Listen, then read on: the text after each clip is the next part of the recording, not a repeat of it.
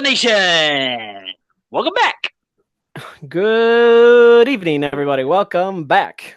Good morning, good afternoon, good evening, wherever you are, whatever time you listen to this. Hello. Bro, bro. I think Christian, you're still upset. I mean, we are recording this a little earlier in the week because obviously it's a double game week, but it looks like Christian has not gotten over Saturday. Or Why would I yesterday. get over Saturday? Why would I get over it? Why? Why? Just You're like, what's to get over? What happened on Saturday? Well, that I'm is a great beside. question. Well, besides Friday, I'm very frustrated with Barca over the weekend. Oh, you're frustrated with That's Barca? a Yeah. that's it? Wow, lucky you. Well, Yeah, and City and yeah. man, first world problems. Gotta love First, them. right? No. That's not first world problem. That's just soccer problems. It doesn't matter Soccer. where you are in the world. If you're a fan of almost any of our teams right now, you're This a was little not a good frustrated. weekend. Well, Not a good weekend. we had Barca lose. We had City tie. Yeah, and then United lost. United dropped the hammer, and then River did not show up at all. Yeah, so not a good weekend. But hey, guys, we're glad you're here. That was a really weird way to start the show, but um, we're coming at you with a lot of thoughts. At least I have a lot of thoughts. I'm pretty sure Christian and Marcos have a lot of thoughts on what went down this past weekend in Austin. Apparently, Texas is not a really good place for us, but we'll get into that. We'll get into also what the rest of the season is looking like. That's what it's going to be like every episode from here on out until playoffs start. What does the rest of the season look like? What does the standings look like, etc. Then we're going to get into Minnesota. We're going to get into the San Jose game, and we'll figure out what the heck is going on at this point while we shake our heads. Does that sound good? Yep. Say goodbye to September and on to October now. Wake Hey. me up when September ends. Thank you. That was really good. Thank you. That was solid. That was solid. Yes, we wake us up when September ends. That should have been at the very beginning of September because this was not the best September. In fact, Title of You this want podcast episode. you want to know how many points we got in the month of September, everybody? Oh no. No. oh no. Wait, how many? What? We Wait, got a wait, wait. whopper. Let's do Wait, Price wait. is right. Price is right. Okay, Okay, Rules. Alan first. How many points did we get in the month of September? I'm gonna try to rewind everything. 5. Christian, Oh, I was gonna say 6. So, winner, Alan, 5 points. oh, With a loss Come at on. Houston, There's win there's 4 against games. Dallas. yeah, yeah, Yeah, yeah. win Yeah, against Dallas, and then the last two were draws. that's ridiculous. 5 points out of a possible 12. That's failing. That's failing. Oh, okay. Let's. Well, my mind just kind of restarts right there. Let's take a look at the table. Let's take a look at the table. We're just gonna go straight to the table at this point. We Screw the are game. We are in third place in the West right Uh-huh. now. If Yep. we had won all of the games, we would be in first with 7 Correct. dropped points. Well, We would with be the no, we'd be in first. We would be at Uh-huh. 59 points. It's true because LA because Galaxy can suck it because they'd be at 58. But That's right true. now they're saying suck it to RSL because we dropped 7 points. we dropped 7 points. That's ridiculous. I mean, and 4 of those points we had in the bag. yeah, well, technically we'd be tied with Cincinnati for on that supporter shield right now at 56 if we would have gotten those 4 points. Well, let's dive 15 into we would be at 15. Oh, those 4 points. Sorry. Go yeah ahead. 4 points. Yeah, so let's dive into this Austin game because obviously we're not jumping ahead of ourselves, but we're jumping a little bit ahead because really we're going to talk about this Austin game. What the flip happened? And so let's just dive into it. Let's start with the Not- lineup. Not good. Not good. Um, there were some parts of the lineup I'm like, oh yeah, this is a solid lineup, and then other parts I'm like, is this the right move? Is this the right move? Well, The one bring thing it that one thing that I was very confused about was Brody. Um, we didn't see anything wrong with Katsuranis. He was on the bench, so I didn't see why we'd have him rewriting the bench. Another one that had me kind of head scratching. I mentioned in the last episode, we spent so much money on Diogo. why is he riding the bench? Like, yes, Crooks has been, I guess, air quotes, decent recently, but not to the point where he should be starting game in and game out. Are you sure? He he Because Like, he's been our yes, best player. He's been he our had. best player over the past few games. I'm just saying a lot of stuff has been either going through him, by way of him, or by like a diversion of him. So that I'm not sure I agree with totally with you on Crooks, but Crooks for me has been like a staple. But did it surprise you guys to see Zach getting the start in this one? We know a couple of games back that Pablo mentioned that Gavin would be the starting keeper from here on out, but then he kind of flipped it. He's like, joke's on you guys. Like, yes, Gavin did give up some big goals the past couple of games, Past but couple, let's go with all four games in September. How many goals did only like four, two, four, that's four, 6, 9, 11 goals in 11 4 games. goals, 11 goals in 4 games. I'm not I, But surprised. but Uh, it's not all Gavin's fault. It's been mainly it's art. not. I see this honestly mostly as a rest substitution because Austin should have been an easy game for us to win. Would have given Gavin a good rest and would have given Zach a time to keep his skills sharp. Yeah, sure, 100%. sure, but yeah, I think I'm not going to focus on goalkeepers. I know there's a certain fan base that likes to complain about the keepers. We have horrible keepers. Look, we have average keepers. We really do. Yeah, They're just average. yeah, But I'm still worried about our defense. I'm worried about our defense. But what I'm more worried about is the mentality overall. There's something going on mentally with this team that can't close games. And and here's what I get frustrated about is in the post game interviews. I don't know if either Pablo is skirting past the questions or no one's asking the right questions about how many times can they say, look, we're gonna improve the mentality. We're gonna improve the mentality. So where's the improvement? How many Starting to times are sound we, like Greg Berhalter.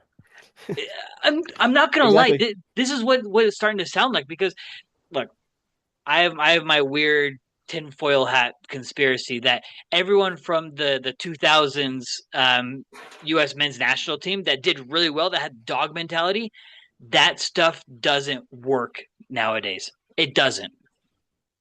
That's Yeah, that's that's my tinfoil hat conspiracy. It doesn't Name me all, work if you don't have the effort behind it. but name me all the coaches that played in that era, and you can see that all of them are just kind of like you got to have dog, you got to have mentality. Look, we're past that. We're now in a new age of soccer where there's a lot of strategy, there's a lot of skill that is needed, and dog mentality can win you games, but not every single game. And especially when, for me, I don't think we have a group of guys that like to work off of just dog mentality.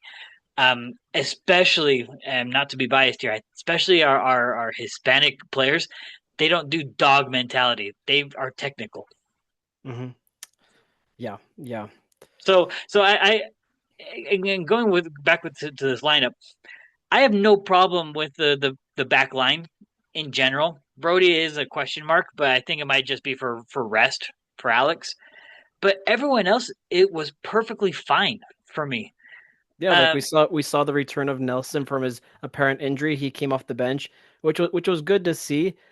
But I think what everybody on social media is very frustrated and confused about is the use of substitutions that Pablo did in that second half.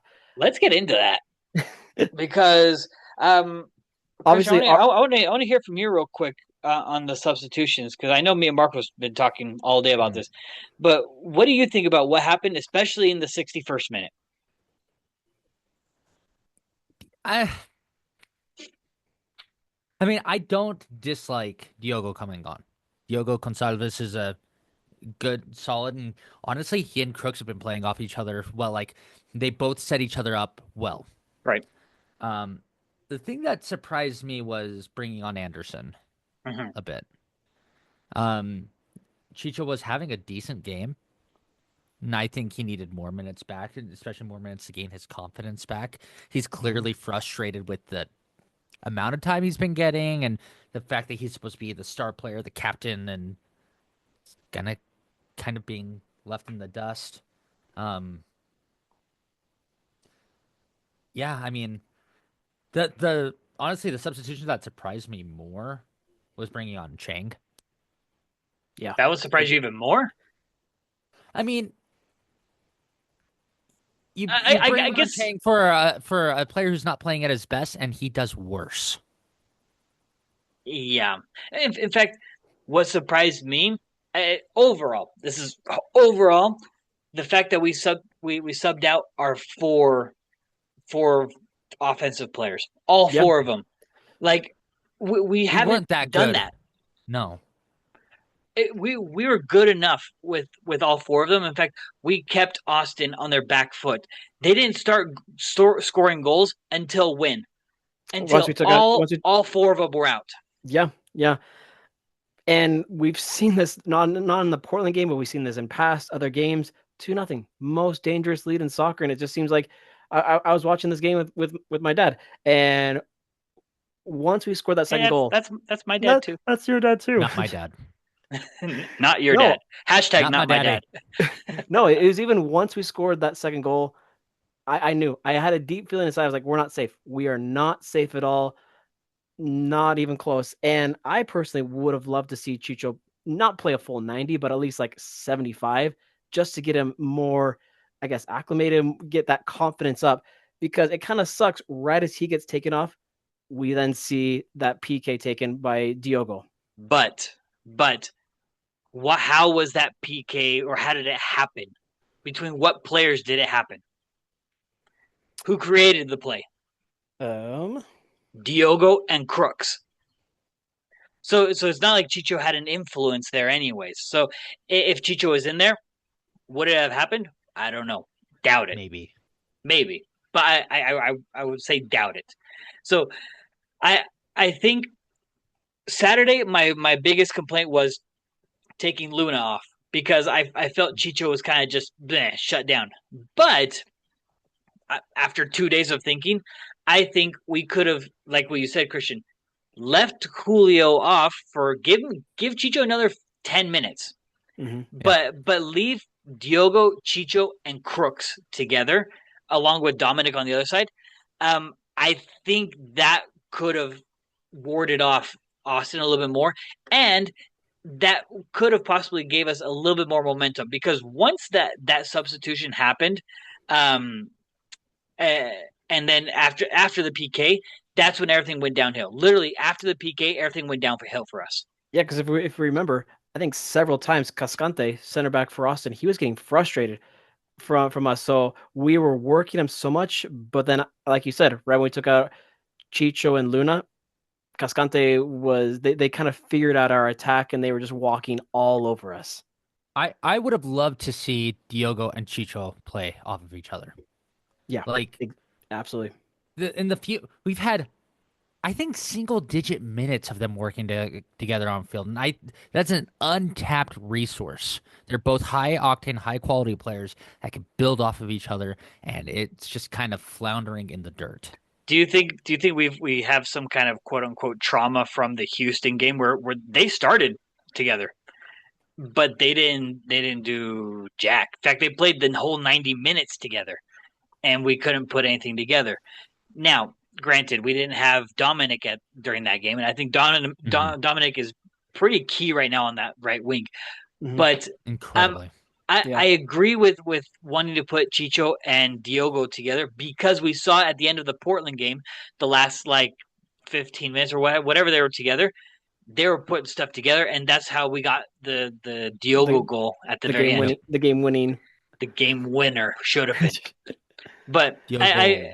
Diogo. In my opinion, with all these new players that we picked up, it just seems like Pablo's still trying to figure out what formation, who's going to fit in with who, because that's why we've seen it switch so many times, game in and game out.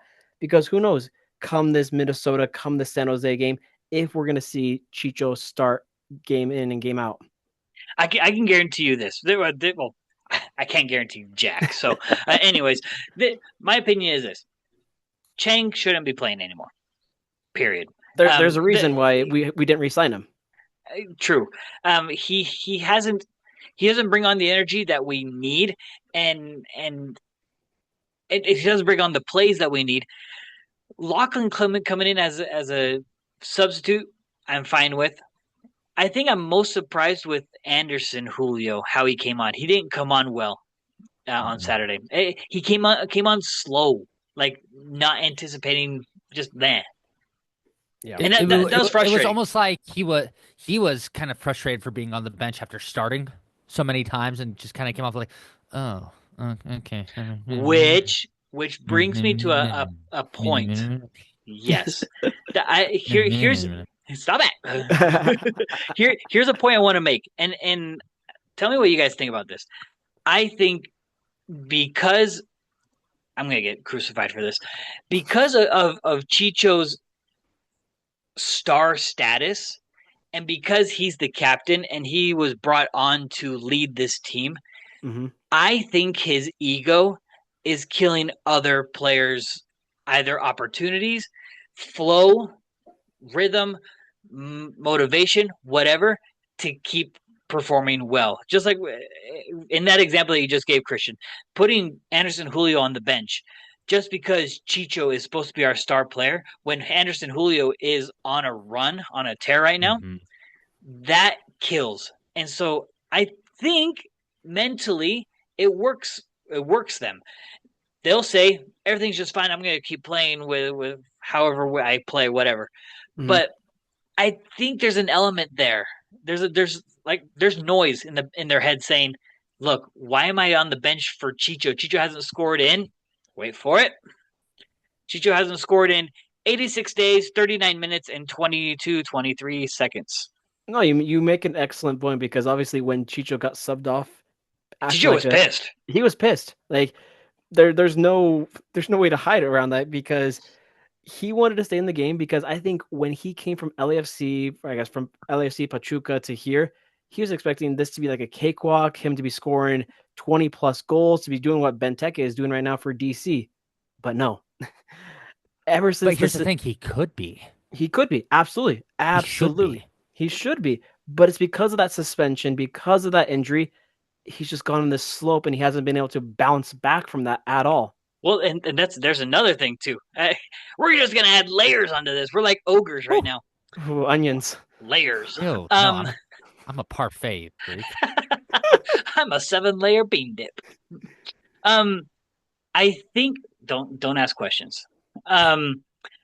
Here's what I think. I think Chicho before suspension was a nice player, was a humble player, was a team player. After the suspension, I think he turned into an old, retired, grumpy fart. That's a good way to put it. Yeah. I mean, I feel this is me getting close to the team in certain situations and hearing things and just reading body language. It feels like there's like some kind of disconnect. There's something happened in there that just ruined something. I don't know what it was, but something got ruined in that locker room, and that's why I'm not feeling this jam. I'm not. I almost wonder if something was said when he got suspended that just caused a bit of a rift. That's what I'm thinking because it's almost impossible to think like how can something so big like happen that can ruin something that was going so well. Yeah. Do we feel like the makings of a team that could not only do well but dominate this league for years? Exactly. We all thought that with what Evander is doing right now for Portland, we all thought that was going to be Chicho. Oh yeah, 100%. Right now we see it's going to be most likely Evander or Cucho winning MVP, but who knows? I'm hoping that things turn around. We don't see this drag on, this drama leading into next season with Chicho. Well, this is the optimist in me talking here. We still have every opportunity, every occasion to turn things around in a positive way for the team. For sure. It's not over yet. We've thankfully secured a spot in the playoffs, which guarantees us at least 2 additional games. Yeah. At least, yeah. on top of the few that we have left. So there is time. And I think, you know, Chicho needs to I think Chicho needs to get over himself.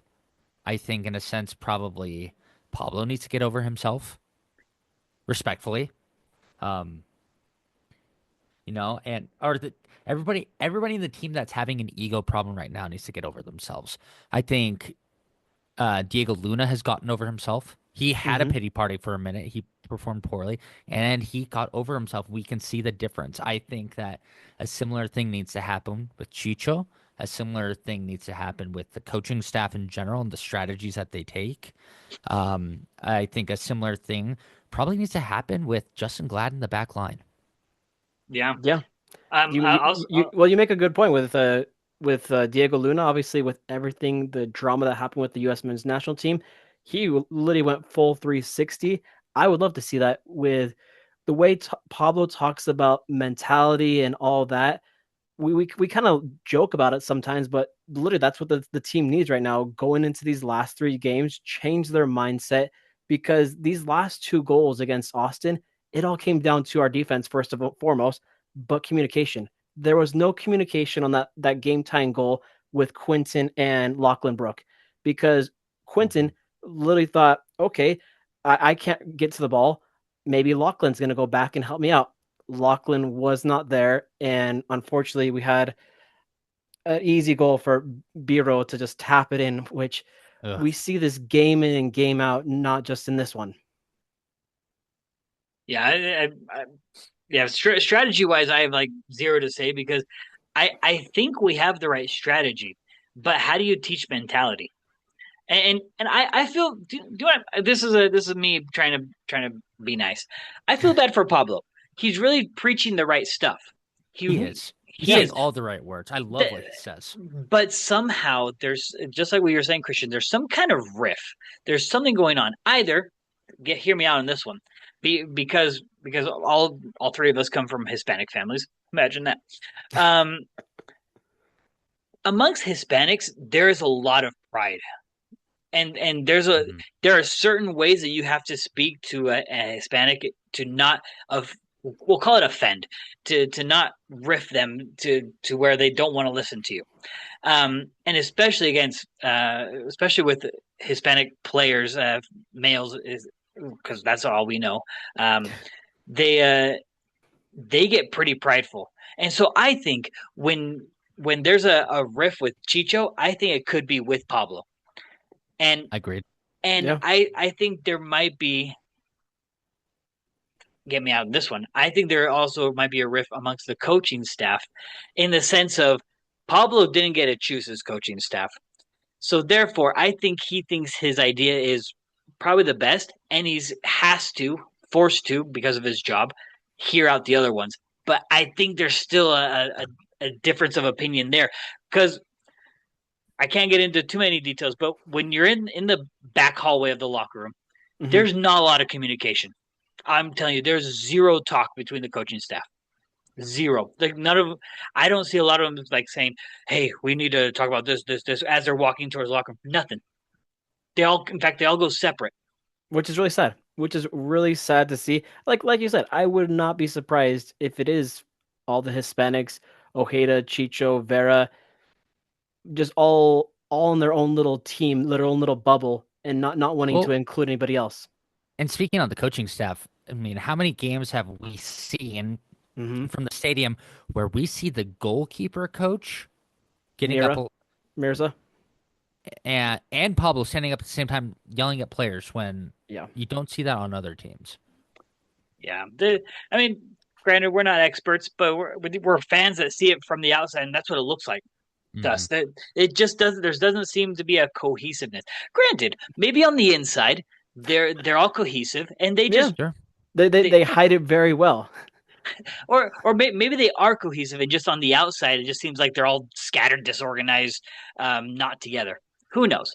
Yeah, but but but the I think the worst part of all, beside with withdrawing on Saturday, was the fact that as it stands, we have Houston.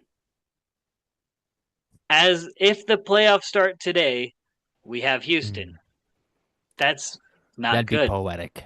Yeah, because we had LAFC that beat Cincy over the weekend, hopped us. So we have LAFC as it stands would play Vancouver, RSL would play Houston, Colorado would play Seattle. Uh, Just long sighs. um, but do you think we have the advantage on Houston if we play them, if we're the home advantage? No, no. We did beat them at home, remember? Yes, yes, I'm just but saying. I think we feel would if the team gets into a good rhythm during the playoffs and goes in full confidence for the playoffs. Yes, I think if they go into the playoffs with the mentality of, hey, we've got a clean slate here. We can leave all the drama of everything else behind and focus on one thing, winning the tournament. I think we can do well. It's all Well, about let's. mentality. You take a look at, again, we've talked about Pochettino taking over the U.S. men's national team, and we love his mentality, even though probably a bit diluted going into it when people are like, so what are your, what What are your 2026 World Cup coming up? expectations? What are your expectations? And he's like, it's the World Cup. We want to win, which, you compare that to, and again, this has always bugged me. Jurgen Klinsmann, before the 2014 World Cup, they were interviewing. I'm like, so what are your expectations for the World Cup? And he's like, yeah, I think the quarterfinals would be a good result. And we're not, I remember sitting there, 22-year-old Christian or 23-year-old Christian going, you're kidding me. That's the mentality you're going into the World Cup in.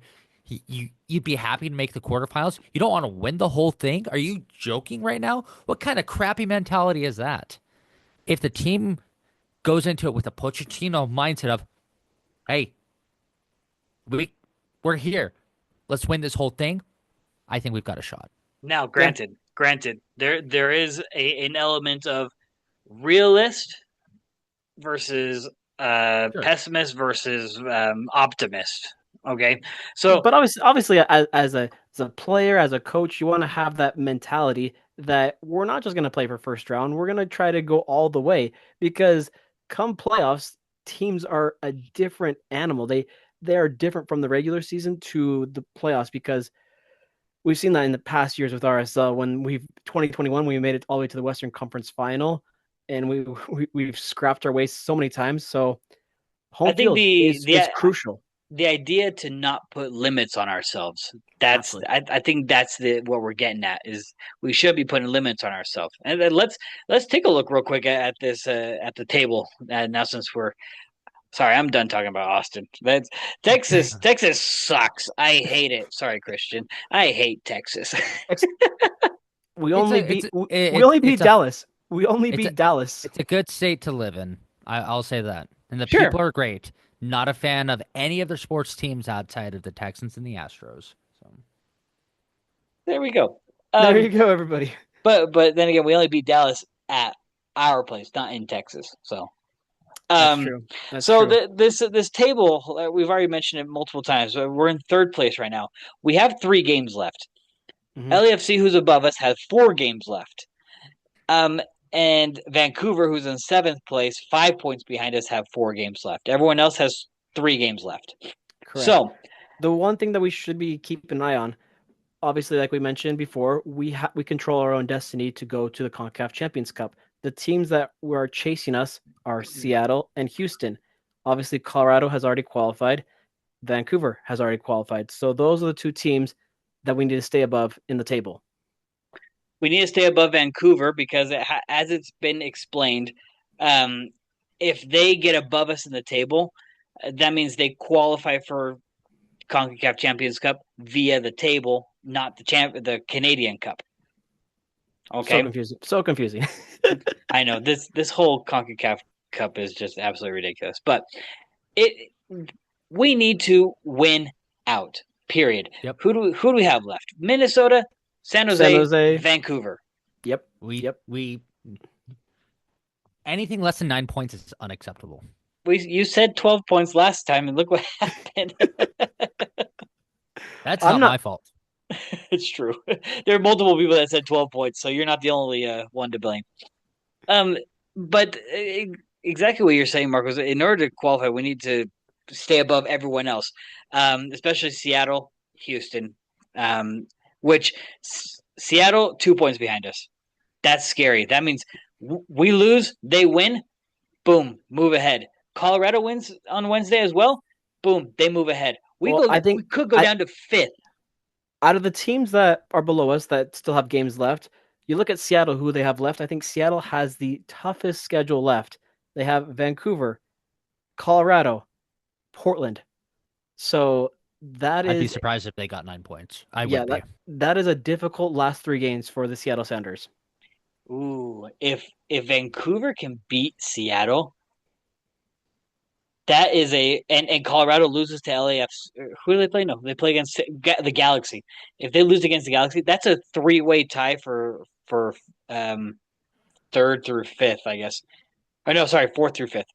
And then you look at the Houston Dynamo. Their last 3 games, they only have one team they play who's above the playoff line, and that's LA Galaxy. So The other 2 games are New England and St. Louis. so they have a easy, we'll call it easy schedule, just like we do. Exactly. Houston, eek. I'm not liking this. Yeah. Well, I'm liking our chances because we have a really high chance of, like what Christian said, getting 9 points. Yeah, with having 2 home games, it should be an easy path. Should be. Let's get into the Minnesota game then. What needs to change from the Austin game? Sorry. Duh, we need to win. But That's give a me good question, though. give me something specific that you guys want to see different from the Austin game. Closing out. That's it. That is my number one thing right now. You got to be able to close out games. Austin, we were good until the last 10 minutes when we fell apart. We have to be able to close out games, especially since I think a notable injury on our defense right now is Bodie Hidalgo. And so Explain, because I feel just fine with Quinton.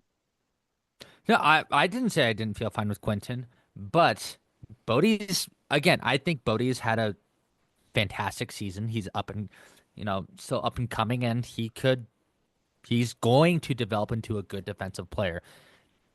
Without Bodie, there's less rotation available on our back line, which means over the next few games, there's less time for rest.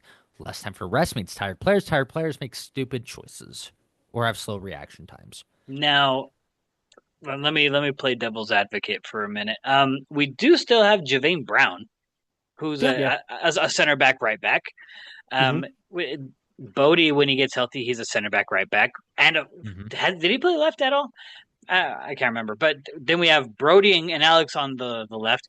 So technically, and Quinton can play right back apparently, and center back. So we have 3 center backs, 4 center backs per se, 3 right backs, 2 left backs.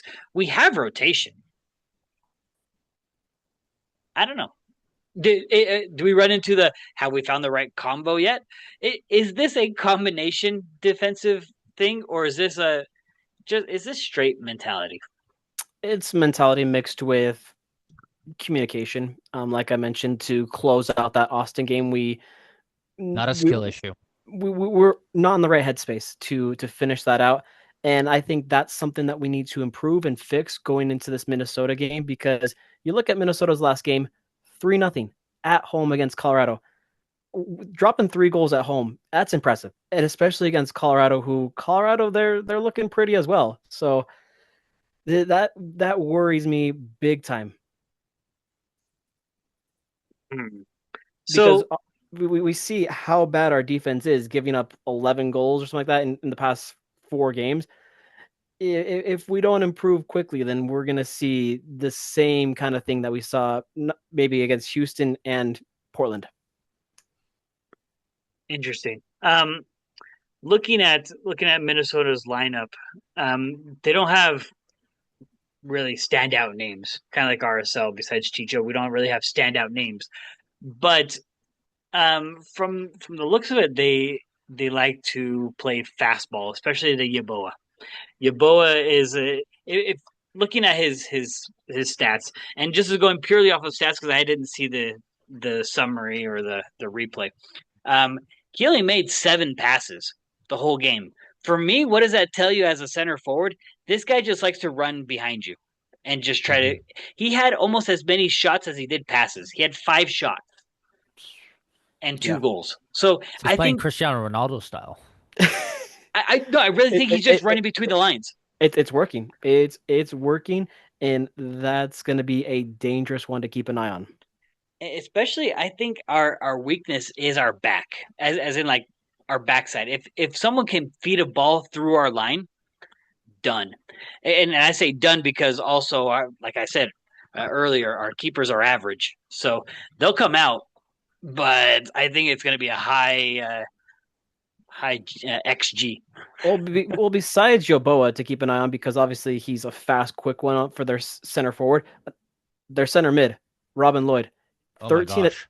13 assists on the season. He is a playmaker who he is going to find the play. He is not afraid to pass that ball.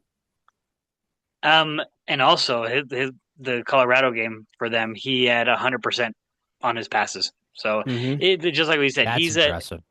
He's an assister. He's a playmaker. He's one that he's like an Ache.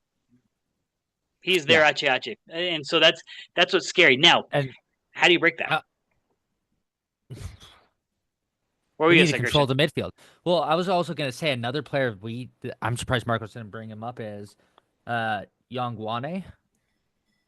Oh, exactly. Yeah. He's their leading goal scorer at 11 goals on the season. Yeah. He is dangerous. However, speaking of how do you break that up, who's matched up on the left-hand side with him right there? It'd be Alex. Alex Catranis. That's if to shut him. That's if Catranis gets a start. I would be surprised if he doesn't. Me too. I'd be very surprised if he doesn't because of how dangerous that player is. We need someone aggressive like Catranis on him. And not only Catranis, but Catranis Vera. Mm-hmm. Exactly. When it comes to Robin Lloyd in that middle, I'm hoping we see Ojeda and Nelly just shut him down big time because that's exactly.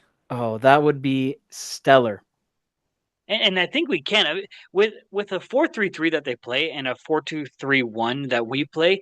I think the formation that we play, and I guess you could think the opposite too, but it's almost like the formations fit inside each other's gaps. Yeah, and that's what's going to be very interesting in this game. Especially, I haven't checked to see if they play a 4-3-3 every single game, but looking at how they played, Colorado plays a 4-2-3-1, and seeing how Minnesota kind of just fit right into their 4-2-3-1, the 3 go like in between the gaps of the defense. Mm-hmm. The other 3, the second line of 3 for Minnesota, fits in between the midfield of Colorado. So to answer your question, the past 2 games they have played a different formation. So to go back a few games against Cincinnati, they played a 4-2-3-1. Against Kansas City on the road, they played a 4-4-2, and then this past game they played that 4-3-3. Ah, flip. Well, never mind. I see the 4-3-3 that matches best up against our formation. Yeah, they will attack heavy from their right side. Exactly. The stats say it all.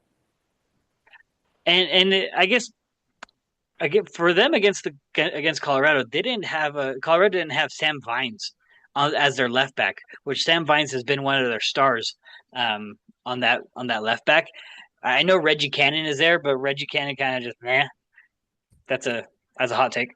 But and this is an important game for Minnesota. For you look at the standings, 45 points. They're right now in the wild card game with Portland. I don't think they want to be playing in that wild card game at all. So a crucial win for them on the road would jump them all the way up to 6th place. Barring no points from the people above them. That'd be huge for Minnesota. So Minnesota is playing for all the marbles. Now, will RSL play for all the marbles? Because I think do the RSL players check out because we've already qualified for the playoffs? Should they know? I sure hope not. Should they know? No. Do you think maybe the checking out as of late has been because you know what? We've already made the playoffs. Let's try to figure things out on the pitch. Let's try to figure out if we can mesh better. I don't know. No, I'm trying to find an excuse at this point. no, season's not over yet because you're still fighting, you're still pushing hard just to get that home field advantage.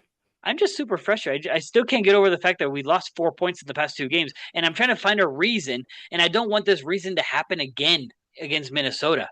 That's what I'm. You're not even the coach, and I'm not even the coach. Imagine that. I should probably be working about my own job. What kind of concerns me a little bit, go rewind back to the Portland game. I think I can't remember who asked him, but somebody asked Pablo, "Are you gonna be able to sleep tonight after this game?" He's like, "Oh yeah, I'll be able to sleep fine." If it was me, no way, and no chance. I would be tossing and turning all night long. See, and this is where insert pro rel arguments. If pro rel was around, these coaches would not be sleeping well at all. No. especially since we're going up to 30 teams next season. Are you kidding me? Yeah. This is. Don't get me started, because I will go off. Let's throw down a prediction time. All right, Marcos, lay it on us. Yeah, out of our last three games, this is going to be a tough one. Minnesota winning 3-0 at home against Colorado over the weekend is impressive. I'm hoping RSL gets their groove back together so we can get momentum for the last three games. I'm going to go with a scrappy 2-1. 2-1 victory for us. Interesting. Christian? I've got a similar thought, except I think it'll be a little bit more high octane. I think Chicho's going to come out with a chip on his shoulder. I'm hoping his temper tantrum evolves into more goals for the team in general. However, I don't see our defense keeping it clean. I say a 3-2 victory. 3-2. All right. All right, guys. I'm going to keep this pretty simple. This is going to be pretty tough. In fact, it's going to go 1-1 draw. It's going to be that tough. It's unfortunate. But I until the team can show me that they can do stuff, I've kind of lost confidence right now. Also, I hate losing prediction time. So I think this might be closer to a win. I was this close in winning prediction time last week. So close. So close. But so close is only good with grenades and horseshoes. Horseshoes, apparently. So let's get into the San Jose game, San Jose game should not be very much. Shouldn't be. But then again, we said that last time. I want to go back to our prediction time on the last San Jose game. How much did we say? I think one of us said 3-0. That might have been me. I'm not sure, but that was not good. And if I do remember, that San Jose game was Diogo's debut, correct? I believe that was Diogo's debut. Now you're gonna make me look backwards.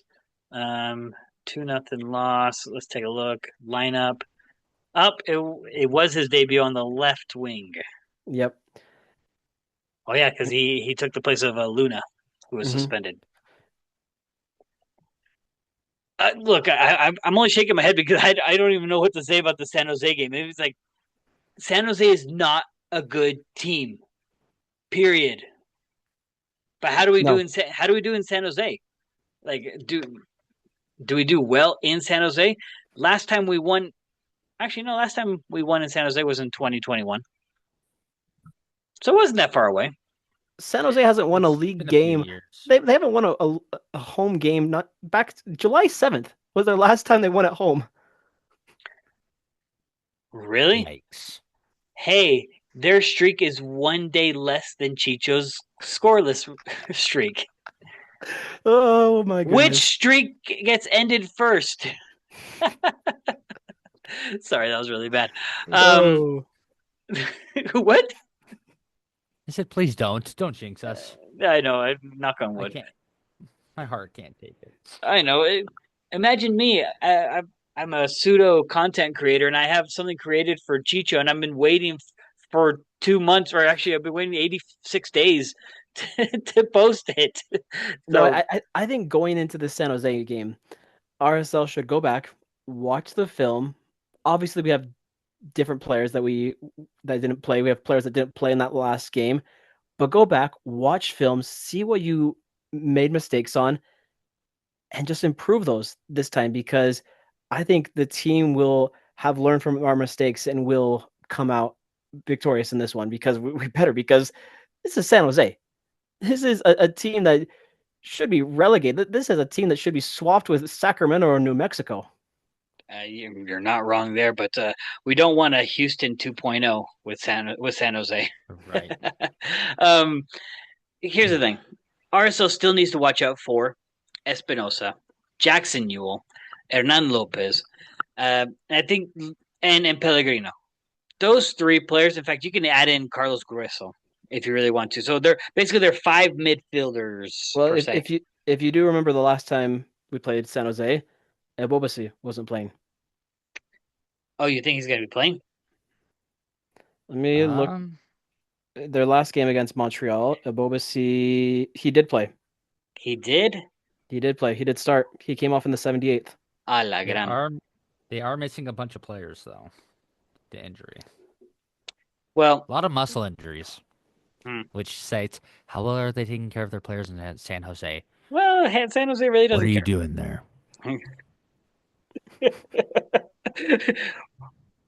What are you doing? Do it better. Yeah, take care of your players. We want to beat these teams at full health, not at. Look, Not at this Murray. point, I'm going to take 3 points wherever we can get it. Fair. Look, if they have a Bobasi playing, can you imagine a Bobasi, Espinosa, Lopez, Pellegrino as their front four with a Jackson Newell and Grueso behind them? Granted, this shouldn't be a strong San Jose team, and yet And somehow RSL can't find a way to beat weak teams. this is a good San Jose team, but somehow they're at 18 points in the season with a negative 35 goal differential. Negative 35. That's ridiculous. Look, here's what I think. I think Dominic is hitting a really good stride as a new player. Really good. Mm-hmm.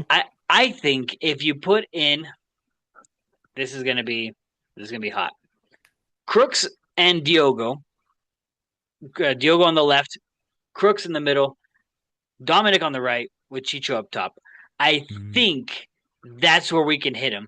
And then what you do is you sub in Luna for Crooks in the 60th, 65th minute, put Luna out on the left, Diogo in the middle, and then let them play for another 10, 15 minutes. Bring on Anderson Julio for Chicho last 10, 15 minutes just to kill him with speed. I was gonna try to find a way to argue with you, but I think I can't. agree. I was gonna say The kid's got ideas, folks. I was gonna be like, no, you should start Diogo instead of Crooks, but I was like, no, you're making a good point here. I like it. Look, it's just like what we said before with Anderson Julio. Unfortunately, he's hitting the bench right now for ego reasons. But I think if we can put Diogo on the left and Crooks in the middle, I don't think it's a bad idea because of how Crooks is playing right now. Diogo finally is hitting stride. Give him that start with Chicho, and then Dominic hasn't started with them on that right side. In fact, this would be the fifth game in a row that we've seen a different front four if we do it that way. And I think that might be key, which the Luna lovers are going to hate me because I think if we find success with that, I think if I were Pablo, would sit Luna and start Diogo on the left. You, my friend, should be the assistant coach. Like that was a. I don't watch film, but I watch film. I don't play FIFA, but I do watch. You've been playing FIFA He too plays much with football. He plays Football Manager 2025. Yes, are you playing Football Manager too much? I wish. Do you know how that would be a great life? But there's. I think we need to find the right recipe. That's what we've been trying to argue here between mentalities and certain positions. I think we just need to find the right recipe. Yeah, and instead of switching back and forth game after game, find one, stick with it for these last 3 games going into the playoffs. Yes. And yeah, that Crooks, Diogo, Dominic, Chicho, that would be a stellar starting four. And I don't see why that four would not be able to score goals. It's true, but Luna is also he does well. That's the issue that when we got all these new players, that was one of my main issues, was the fact that we'd be basically having to choose between Luna or Diogo. Yeah, Or well Crooks at this point. well then you also have Lachlan. Lachlan, as we've seen, is an amazing player on that wing, and when he did start, so it's just like you got so many cooks in the kitchen. Well, here's another one. What happens if we redo or restart again the Dallas lineup? The Dallas lineup was the one that had Brooke on the left, Dominic on the right, and I think Crooks in the middle, with Julio up top. That one I would not be opposed to at all, because that one did really well too, for me. In fact, in that poll that we did, the one that we had 4 different lineups, I voted for that one because that one was the one that impressed me the most with the little experience, quote unquote, that they had.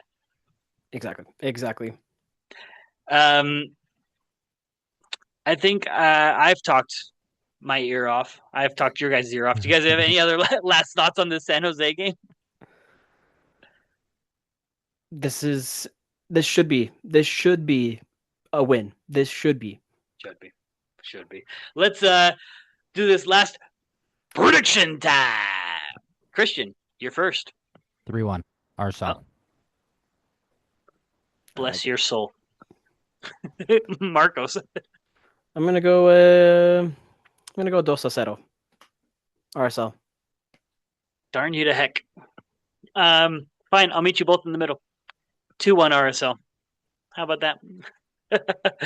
we have to get the 3 points. We have to. Please. Have to. All right, guys. Big question. The biggest question.